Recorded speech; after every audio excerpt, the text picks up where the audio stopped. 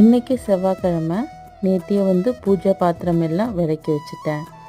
காலையிலே எழுந்து மஞ்சள், சந்தனம், பன்னீர் கலந்து மஞ்சள் குங்குமம் எல்லா பாத்திரத்துக்குமே வச்சுக்கிட்டேன். விளக்குக்கு எல்லாத்துக்குமே வச்சுட்டு நம்மளோட வாசப்படியில் நிலக்கதவு, அந்த அருகால் இருக்கு இல்லையா, அது எல்லாமே சுத்தமாக தொடச்சிட்டு சின்னதாக ஒரு கோலம் போட்டுக்கிட்டேன்.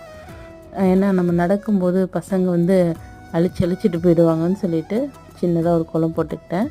நான் எப்போதும் மஞ்சள் குங்குமம் கோலத்தில் வைக்கிறதில்ல, ஏன்னா காலில் மிதிப்படக்கூடாது இல்லையா, அதனால தான். ஏன்னா அது மங்களகரமான பொருள்.